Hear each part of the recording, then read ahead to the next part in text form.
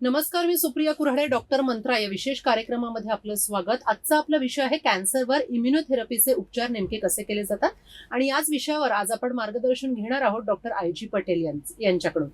आपण कार्यक्रमाची सुरुवात करणार आहोत. मात्र डॉक्टर आय.जी. पटेल यांच्याविषयी आपण थोडीशी माहिती जाणून घेणार आहोत. औरंगाबादमधील प्रसिद्ध आयुर्वेदिक तज्ज्ञ तसंच कॅन्सर इम्युनोथेरपीतील एक अग्रगण्य नाव म्हणजेच डॉक्टर आय.जी. पटेल सर हे कॅन्सर आयुर्वेद इम्युनोथेरपीचे संचालक आहेत. त्याचबरोबर कॅन्सर सारख्या दुर्धर आजारावर काम करून आयुर्वेदातील इम्युनोथेरपीद्वारा कॅन्सर सारखा आजार बरा करण्यामध्ये सरांचा मोठा हातखंडा आहे. तसंच गोरगरीब कॅन्सरग्रस्तांचा एकमेव आधारस्तंभ अशी सरांची ओळख आहे. आजवर इम्युनोथेरपी आणि कॅन्सर उपचार या विशेष कार्याचा सन्मान म्हणून लोकमत तर्फे मोस्ट स्टायलिश इन आयुर्वेद हा पुरस्कार लोकमतचे एडिटोरियल बोर्डाचे चेअरमन विजय दर्डा आणि एडिटर इन चीफ राजेंद्र दर्डा यांच्या हस्ते त्यांना प्रदान करण्यात आलाय. यातच नुकताच सकाळ मीडिया ग्रुप तर्फे त्यांना आरोग्य संपदा हा बहुमानित असा सन्मान देण्यात आलेला आहे. सर, तुमचं कार्यक्रमामध्ये खूप खूप स्वागत. नमस्कार. सर, आपला आजचा हा विषय फार महत्वाचा आहे, कारण आता जर आपण कॅन्सरची व्यापकता पाहिली तर ती प्रचंड लेवलवर पसरतोय कॅन्सर. आणि 100 एकाला व्हायचा तो आता कुठेतरी 10 मधून 3 जणांना 4 जणांना असा तो कॅन्सर इतका पसरत चाललेला आहे. त्यावरील इम्युनोथेरपीचे उपचार फारच महत्वाचे आहेत आणि तुम्ही त्याच्यामध्ये फारच अग्रगण्य नाव असं तुमचं पाहिलं जातं. काय सांगाल सर, इम्युनोथेरपीचे उपचार म्हणजे नेमकं काय असतं? ॲक्च्युली इम्युनोथेरपी ही जी थेरपी आहे ही विदाऊट साईड इफेक्ट आणि विदाऊट कुठलाही हार्म न करता शरीराला दिली जाते. हे त्याचे वैशिष्ट्य आहे.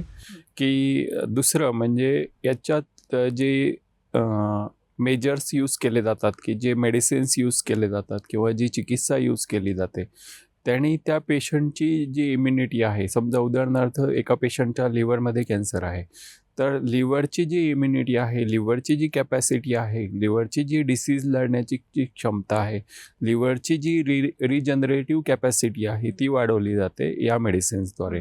आणि जे कॅन्सरच्या पेशी असतात, जे सेल्स असतात, they are converted to normal cell. अशा प्रकारे ही चिकित्सा केली जाते.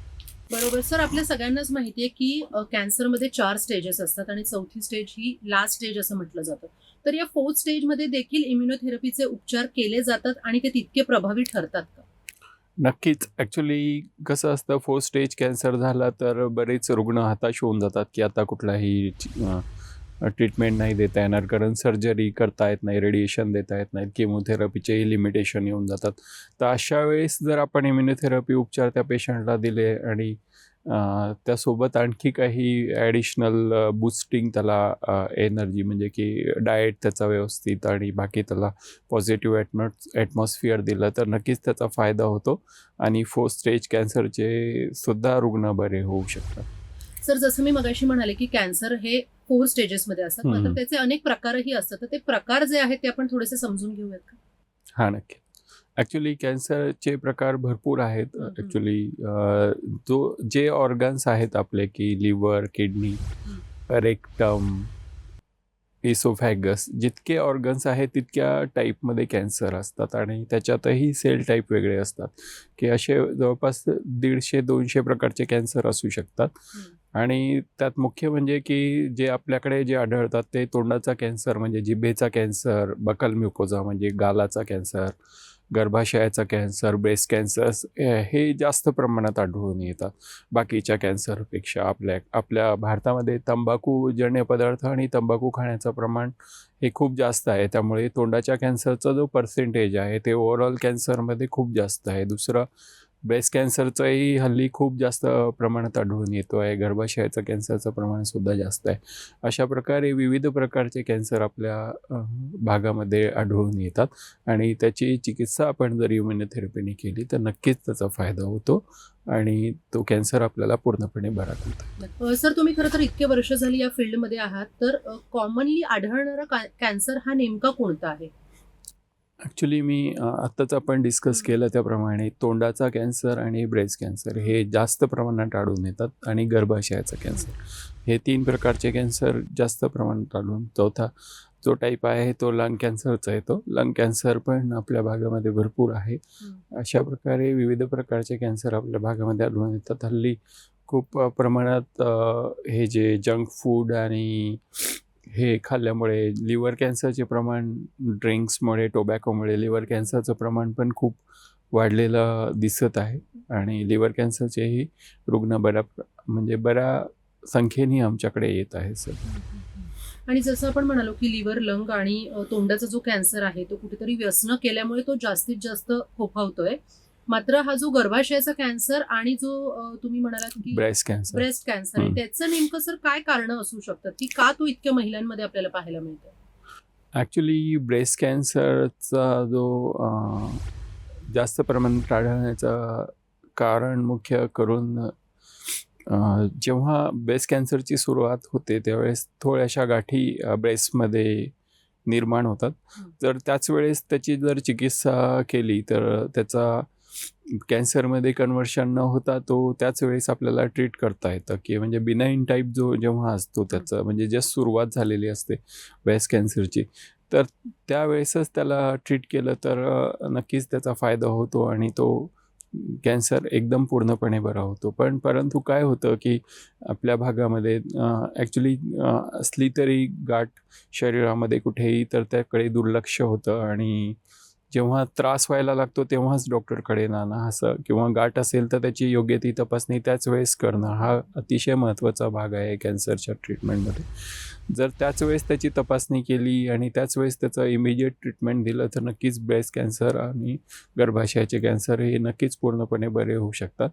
आणि त्यात कारणं जी आहेत ते एकतर दुर्लक्ष करणे स्वतःच्या तब्येतीकडे, किंवा हेच एक मुख्यत्वे कारण आहे. स्त्रियांमध्ये स्वतःच्या तब्येतीकडे दुर्लक्ष करण्याचं प्रमाण खूप जास्त प्रमाणात आपल्याकडे आढळून येतो. दुसरं की गर्भाशयाच्या कॅन्सरमध्ये सुद्धा काही लक्षणं असतात की जे 2 पिरियड असतात, मंथली सायकल्स असतात, त्याच्यामध्ये जर मध्येच कुठेतरी ब्लिडिंग किंवा रक्तस्राव होत असेल किंवा पेन होत असेल खूप जास्त प्रमाणात, तर त्याची जर योग्य ती तपासणी करून घेतली किंवा कुठे असं गर्भाशयाच्या ठिकाणी कुठे गाठ वगैरे जखम झालेली असेल असे वाटत असेल तर त्याच वेळेस त्याची जर तपासणी केली आणि त्याची ट्रीटमेंट करून घेतली तर नक्कीच आपण गर्भाशयाच्या कॅन्सरपासून पण दूर राहू शकतो आणि एक फर्स्ट स्टेजला सुद्धा त्याला डायग्नोज करून नक्कीच त्याला आपण त्याच वेळेस त्याचा प्रतिबंध करून व्यवस्थित ट्रीटमेंट देऊ शकतो. नक्कीच आपल्याला सरांनी फार महत्त्वाचे टिप्स इथे सांगितलेल्या आहेत. पहिली गोष्ट म्हणजे व्यसनं, जे खरं तर फारच वाईट असतात आपल्या शरीरासाठी आणि त्याच्यामुळे हे केल्याने हा जो कॅन्सर फोफावतोय तो खरं तर फोफावणार नाही. त्यामुळे हे सगळं तुमच्या हातात आहे. आणि दुसरी महत्त्वाची गोष्ट म्हणजे सेल्फ बॉडी चेकअप. तुमच्या शरीरात तुम्हाला कुठेही कुठलीतरी अनियमित किंवा अननॅचरल गाठ जर मिळाली आणि ती जर दुखत नसेल तर ते फार महत्त्वाचं आहे. तुम्ही त्वरित तज्ज्ञांकडे जाणं, ती सेल्फ चेकअप करून घेणं की नेमकी ही गाठ कशाची आहे आणि त्याच्यानंतर त्वरितच उपचार सुरू करणं आणि त्याच्यानंतरच हा जो तुमचा कॅन्सर आहे तो खरं तर त्याला प्रतिबंध लागू शकतो. सर, जसं आपण म्हणतो की बाकी सगळ्या आजारांचे जंतू असतात, इकडे जंतू आहेत तिकडे जंतू आहेत, तसे कॅन्सरचे सुद्धा जंतू असतात का? ॲक्च्युली हा प्रश्न खूप महत्त्वाचा आहे की कॅन्सरचे जंतू असतात का. ॲक्च्युली कॅन्सरचे हे जे असतात, कॅन्सर हा आजारच जंतूचा आजार नाही. कॅन्सरचे जंतू नसतातच. आम्हाला बरेच रुग्ण विचारतात की कॅन्सरचे जंतू असतात का, किंवा सोबत राहिल्याने, जेवल्याने किंवा पेशंटसोबत राहिल्याने कॅन्सर पसरतो का, असं बरेच रुग्ण विचारतात. तर तसा कुठलाही प्रकार कॅन्सरमध्ये नसतो. ॲक्च्युली कॅन्सर हा सेल्सचा डिसीज आहे. अनकंट्रोल्ड ग्रोथ ऑफ सेल्स असतं, म्हणजे पेशींमध्ये ग्रोथ होते आणि ते अननॅचरली ग्रो होऊ लागतात आणि त्याच्यात पुट्रिफॅक्शन किंवा नेक्रोसिस होतं. तर तसा यात जंतू हा प्रकार कॅन्सरमध्ये नसतो, किंवा कॅन्सर या आजाराचे कुठलेही जंतू नसतात, हे सर्वांनी लक्षात ठेवावं. आणि कॅन्सर हा संसर्गजन्य नाही. सोबत जेवल्याने किंवा सोबत राहिल्याने, कपडे वापरल्याने कॅन्सर हा पसरत नाही. हा सगळ्यांनी लक्षात ठेवावं आणि कॅन्सर रुग्णांना आपण पॉझिटिव्ह ॲटिट्यूड द्यावं, जेणेकरून त्यांच्यापासून लांब राहणं किंवा आपल्यालाही कॅन्सर होईल हे अतिशय चुकीचं आहे. आणि कॅन्सरचे जंतू नसतातच, त्यामुळे संसर्गजन्य असण्याचा प्रश्नच येत नाही. दुसरं की कॅन्सरच्या पेशंटसोबत राहिल्याने किंवा जेवल्याने हा पसरत नाही, त्यामुळे तो पण प्रश्न नाही आहे. त्यामुळे आपण त्या पेशंटला जितकं पॉझिटिव्ह ॲटिट्यूड देता येईल किंवा त्या पेशंटसाठी आपल्याला जे काही पॉझिटिव्ह करता येईल ते करावं आणि त्या रुग्णांना आधार देऊन त्यांच्यासोबत राहून आपण त्यांच्या चिकित्सेमध्ये मदत करावी. नक्कीच सरांनी आता आपल्याला इथं फार महत्त्वाची गोष्ट सांगितली, म्हणजे कॅन्सरचे रुग्ण जे असतात ते खूप ऑलरेडी एका मानसिक अवस्थेतून जात असतात, प्रचंड डिस्टर्ब असतात. त्यामुळे कॅन्सर हा संसर्गजन्य नाही आहे. एक फार महत्त्वाची बाब आता इथे आपल्याला ही जी सरांनी सांगितली की कॅन्सर हा असा पसरत नाही कोणालाही हात लावून किंवा त्यांचे कपडे घालून किंवा त्यांच्या सोबत राहून. त्यामुळे कॅन्सरग्रस्त जे रुग्ण असतात त्यांना जास्तीत जास्त मानसिक रित्या तुम्ही कशी मदत करू शकता हे फार महत्त्वाचं आहे. खरं तर शारीरिक दृष्टीने किंवा त्यांच्या आरोग्याला घेऊन आपण फार मदत नाही करू शकत, मात्र त्यांचं मानसिक आरोग्य हे जास्तीत जास्त चांगलं राहावं हे जास्त महत्त्वाचं आहे. आणि हेच आता इथे आपल्याला सरांनी सांगितलं. अजून कॅन्सरचे काय काय प्रकार आहेत ते सुद्धा आपण जाणून घेऊयात. सर, याच्यामध्ये पुढचा जो प्रकार आहे तो म्हणजे बोन कॅन्सर. तर बोन कॅन्सर विषयी आपण थोडं जास्त बोलूयात आणि आपण समजावून सांगूयात आपल्या प्रेक्षकांना.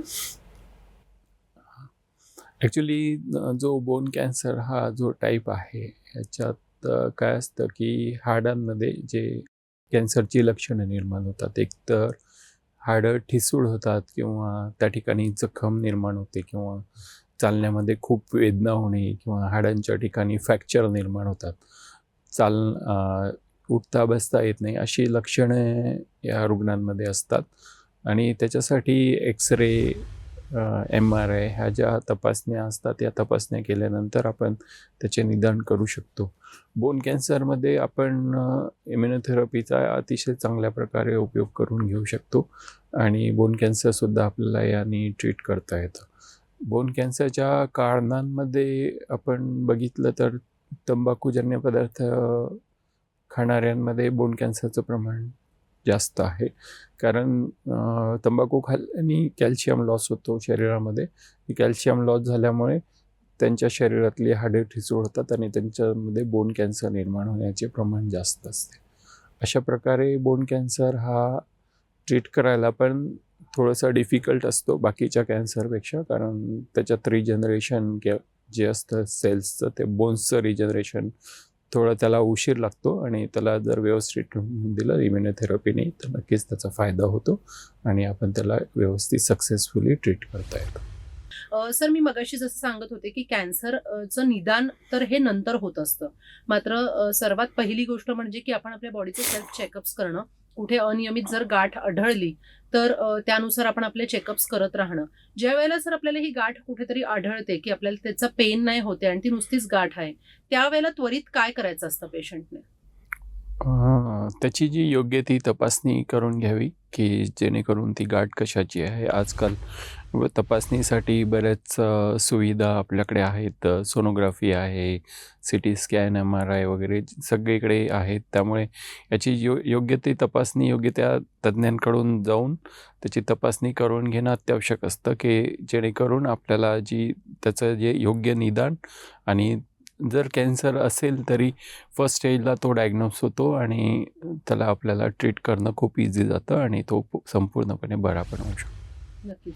सर, लंग्स कॅन्सर म्हणजेच फुफ्फुसांचा कॅन्सर ज्याला कर्करोग आपण म्हणतो, तर हा नेमका काय असतो, कशामुळे होतो आणि मग ह्याच्यामध्ये इम्युनोथेरपीचे उपचार कसे कामी पडतात? ॲक्च्युली लंग कॅन्सरची जी लक्षणं असतात ही एकदम TB सारखी लक्षणं असतात, की सतत येणारा खोकला, ताप, वेट लॉस, ही जी लक्षणं आहेत एकदम TB आजारासारखी लक्षणं या लंग कॅन्सरमध्ये असतात. आणि लंग कॅन्सरमध्ये जो प्रकार असतो लंग कॅन्सरचा, तर यामध्ये दम लागणे, चालताना दम लागणे किंवा श्वास येणे किंवा सतत खोकला येणे, ही सुद्धा लक्षणे लंग कॅन्सरमध्ये असतात. लंग कॅन्सरमध्ये स्मोकर्स जे आहेत, क्रॉनिक स्मोकर्स, त्यांच्यामध्ये याचं जे प्रमाण आहे ते खूप जास्त आहे. त्यांना लंग कॅन्सर होण्याचं प्रमाण जे आहे तर याला जे आपण ट्रीट करतो इम्युनोथेरपीने, तर नक्कीच त्याचा फायदा होतो आपल्याला लंग कॅन्सरमध्ये.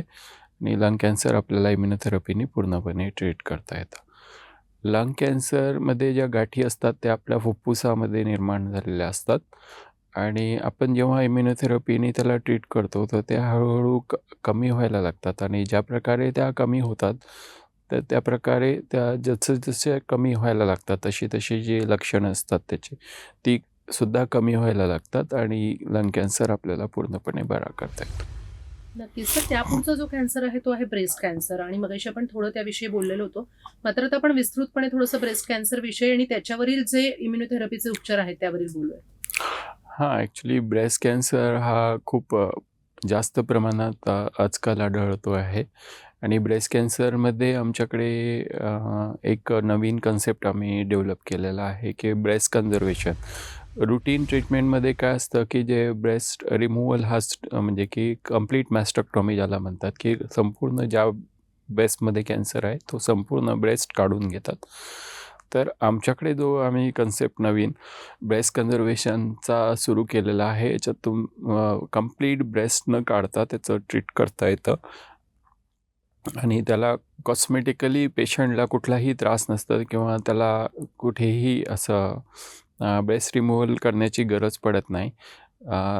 ॲक्च्युली ब्रेस्ट रिमूव्हल केल्यानंतर बरेच जे पेशंट्स असतात वुमेन त्यांच्यामध्ये एक प्रकारचा इन्फेरिटी कॉम्प्लेक्स येतो किंवा त्यांचं जे रुटीन लाईफस्टाईल असतं त्याच्यामध्ये कुठेतरी डिस्टर्ब झाल्यासारखं त्यांना वाटतं. तर आमच्याकडचा जो कन्सेप्ट आहे कन्झर्वेशन ऑफ ब्रेस्ट आणि कॉस्मेटिक ट्रीटमेंट, तर त्यांनी काय होतं की ब्रेस्ट रिमूव्हल करण्याची गरज नाही पडत आणि त्यांचा जो ब्रेस्ट कॅन्सर असतो तो पण पूर्णपणे बरा होऊ शकतो. त्याच्यासाठी आम्ही त्यांचे 3 ठिकाणी तपासण्या करतो की एक त्यांचं MRI, मॅमोग्राफी आणि पेट स्कॅन अशा प्रकारे फर्स्टली म्हणजे की जेव्हा ते आजार असतो त्यावेळेस आणि आजार संपूर्ण बरा झाल्यानंतर पण आम्ही त्या 3 तपासण्या परत रिपीट करतो आणि त्याच्या ज्या ब्लड टेस्ट असतात CA-125 जे ट्यूमर मार्कर्स असतात तर त्यासुद्धा आम्ही तपासण्या फर्स्ट म्हणजे की जेव्हा पेशंट येतो त्यावेळेस ब्रेस्ट कॅन्सरचा आणि त्याचं कंप्लीट ट्रीटमेंट झाल्यानंतर त्याच्या ब्लडमधले सेल्स कॅन्सरचे पूर्ण संपले की नाही ते पण आम्ही चेक करून मग त्या पेशंटला रुटीन ओरल मेडिकेशनवर ठेवून आम्ही ट्रीट करतो.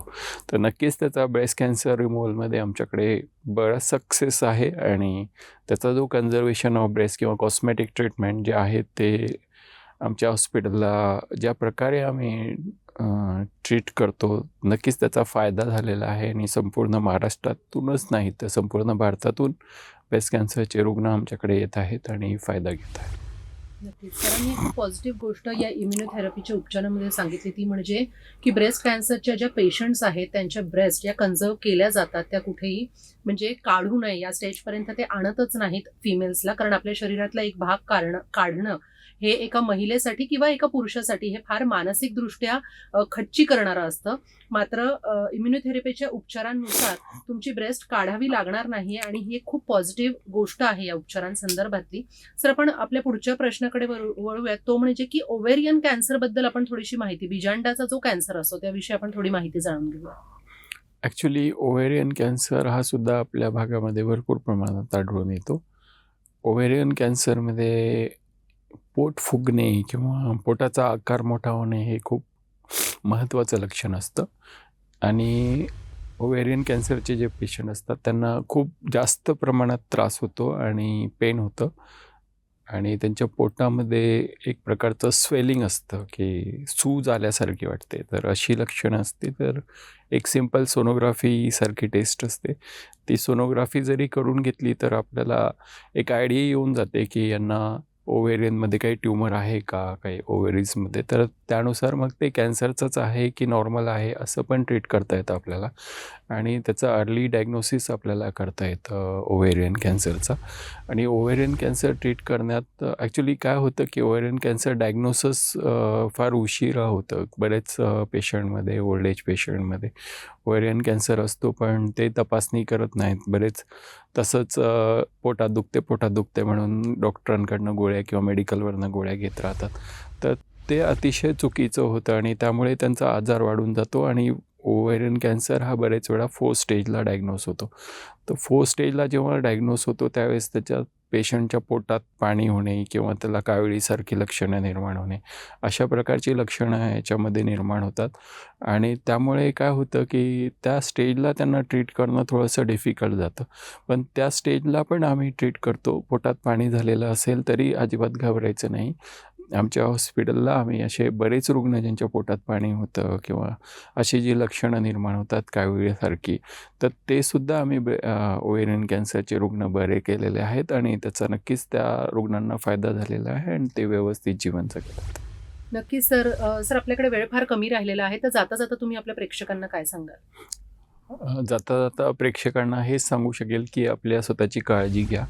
विशेष म्हणजे शरीरात कुठेही गाठ असेल, जखम झालेली असेल तोंडामध्ये, नाकामध्ये, गर्भाशयाच्या ठिकाणी, ब्रेस्टमध्ये गाठ असेल तर नक्कीच त्याची तपासणी करून घ्या लवकरात लवकर आणि त्याला योग्य त्या तज्ज्ञांकडनं त्याची तपासणी करून त्याची लवकरात लवकर चिकित्सा सुरू करा की जेणेकरून तुम्हाला पुढचे जे आजार आहेत त्यापासून तुमचं रक्षण होईल. नक्कीच सर. थँक्यू. तुम्ही या कार्यक्रमात सहभागी झालात आणि खूपच छान माहिती दिली. तुमचे मनापासून आभार. नमस्कार. आज डॉक्टर मंत्राच्या या कार्यक्रमात आपण इथेच थांबतोय. आपण पुन्हा भेटणार आहोत एका नवीन विषयासह. तोपर्यंत नमस्कार.